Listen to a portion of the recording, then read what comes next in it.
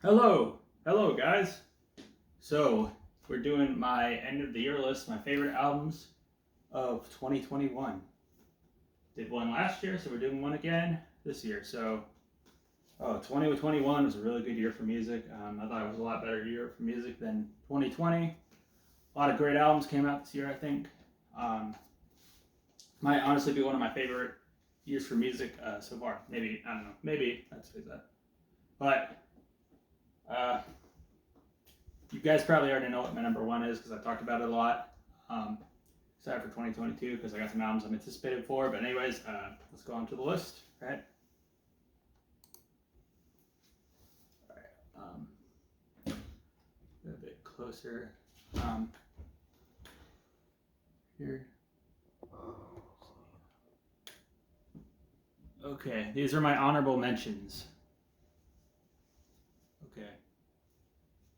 Let's see, there's a way I can make the lighting a bit better. Is that possible? I don't know.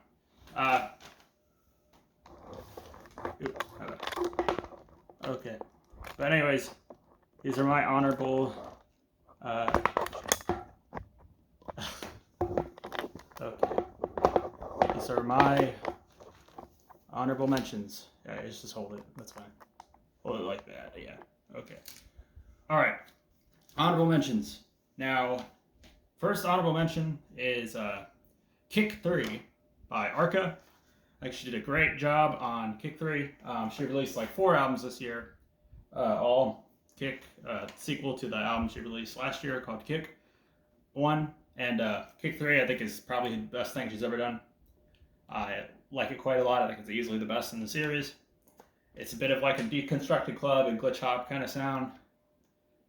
Really, really great album. My other honorable mention is Volcanic Bird Enemy and the Voice Concern by Lil Ugly Mane. He did a really good comeback with this. It's probably my second favorite out of his studio albums, my third favorite by his releases overall. I think Uneven Compromise is definitely his masterpiece to me, that EP, then probably Mystified Isolation, and then probably Volcanic Bird Enemy. With Volcanic Bird Enemy and the Voice Concern, it's actually not even a hip-hop album, it's like a hypnagogic pop or neo-psychedelia album, a psychedelic rock album. There's not any hip-hop on it at all, but he's insanely talented. He was able to make a great album anyway. Next honorable mention, An Evening with Silk Sonic by Silk Sonic, which is Bruno Mars and Anderson .Paak. I thought they did a great job on this.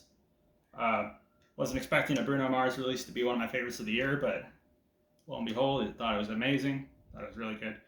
Next honorable mention, A Beginner's Mind by Sufjan Stevens and Angelo DiAugustine. Pretty good collaboration record. I'd probably say if I were to rank it, I'd probably put it as my 5th favorite in this discography, probably. All the songs are about movies. It's a really pretty album. Next honorable mention, my last honorable mention is To See the Next Part of the Dream by Paranol. He's a South Korean shoegaze artist and has a little bit of everything on it. There's some alt metal, there's a bit of some electronic on it. It's noise rock, it's post-hardcore, punk, there's all different sorts of styles on it. It's a really good album. Anyways, now on to my number 10. Okay. Alright, my number 10 is the new Sweet Trip album. Okay, hold on. Okay, the new Sweet Trip album. A Tiny House and Secret Speeches, Polar Equals. I wouldn't say this is as good as You Will Never Know Why or Velocity Design Comfort, but it's still very great. Really good return to this, guys. Probably, and it's a bit of a kind of a sound that's kind of similar to both You Will Never Know Why and Velocity Design Comfort. It's almost a bit like they kind of combined the 2 releases. But I think that both those albums are way better than this one, but this album's still really great.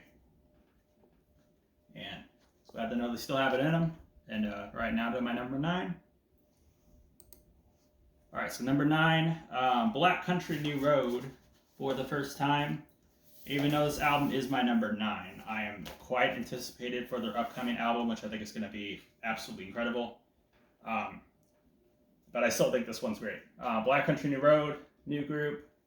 It's their first album. It's a bit of post-rock and a bit of post-hardcore on it. Some klezmer, some noise rock. Maybe not noise rock, but like post-punk. Something like that. Very interesting sound. They're doing something really different. I hear a bit of some Slint in here, with some people compared it, but I think there's also kind of still doing their own thing on this. Isaac Wood's a great vocalist and songwriter to me. Group's very talented. Really excited to hear Ants from Up There, their forthcoming album. So, anyways, next. All right, Lil Simz, Sometimes I Might Be Introvert. I was not expecting to like this album as much as I did. I mean, I thought her other album, Gray Area, was good, but I thought it was one of the more overrated albums of 2019, I thought. But I thought Sometimes I Might Be Introvert. I thought this album was really good. Maybe my new favorite UK hip-hop album. I thought this album was great. Not only is she a great MC, she's a great songwriter, and the way she uses the orchestration on this I thought was really, really, really cool. And the interludes on this are amazing as well. I do think it's a bit overrated for this year. I definitely, as you can see, I think it's one of the best of the year, but a lot of people are saying this is the best of the year. I wouldn't go that far, but I see why some people like it as much as they do. I still love it, but it's not my number one. Like, a lot of people probably have this as their number one. I don't, though, but I still think it's great, right? All right, Kero Bonito, Civilisation 2. So I have the one for Civilisation 1 and 2, the compilation. This one's just Civilisation 2, because that's the only one that came out this year. But like Civilisation 2 is a lot better than Civilisation 1, and I thought Civilisation 1 was great, but this EP is amazing. It's kind of a return to like a bit of a synth pop sound with a bit of house on here as well. A very pretty EP. Definitely one of my favorites of the year. Not really a bad song on it, but it's only 3 songs though, but all 3 songs are great. Next, all right. Okay, now Lingua Ignota, I'm sorry.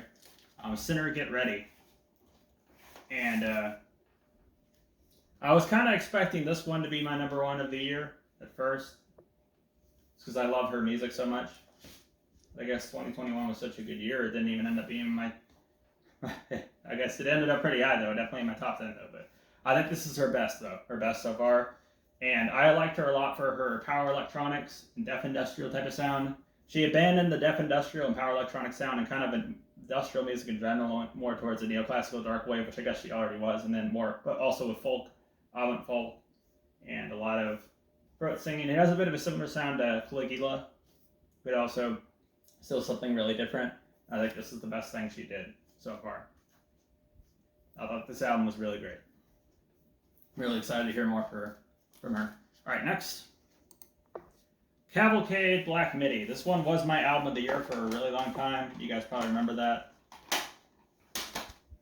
And I was saying I can't imagine an album from this year being better than this one, but I guess there's others I like more, I guess. This album's really great. It's now Black Midi. I did hear Schlagenheim when that came out. I thought it was good, but I think it was a bit overhyped. But Schlagenheim has grown on me quite a lot since this came out because I think this album's amazing. They went into an avant-prog sound instead of a more noise rock and experimental. Like I said, it still is experimental rock, but noise rock and kind of post-punk sound. They went more towards avant-prog and also some jazz rock and all this stuff. And I honestly feel like it's probably one of the best, maybe the best avant-prog album I've ever listened to.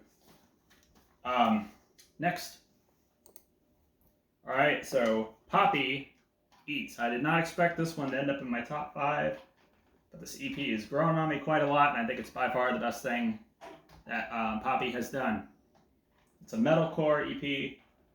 She kind of abandons the kind of electronic kind of sound on this, although there still is some electronic in some of the tracks.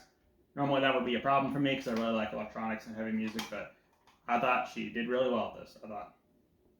And this is also the EP. It's the soundtrack to a wrestling thing called NXT, by the way. It's just a really, really fun EP. It doesn't really sound like anything else she's done. She did a really great job on this. she actually is a really great metalcore vocalist on this too. Metalcore is a sound that really works well, very surprisingly well. All right, next. So this one's Oxidized by Frontierer. This one kind of came out of the blue for me. I think this is an insanely unique sounding metalcore album. It has a lot of glitchy elements as well as some more drum and bass, a lot of electronic stuff on here. It has a very experimental sound too. And some people hearing this, it might just sound like complete noise. But not for me. I think this is a very unique sounding album. I think it's just heavy and noisy all over the place, but that's kind of the stuff I like. Like, there's even moments on this that are actually really beautiful, which is interesting. It's probably hard to do that if an album like this is intense as this one. All right, next. All right, LP, JPEGMAFIA.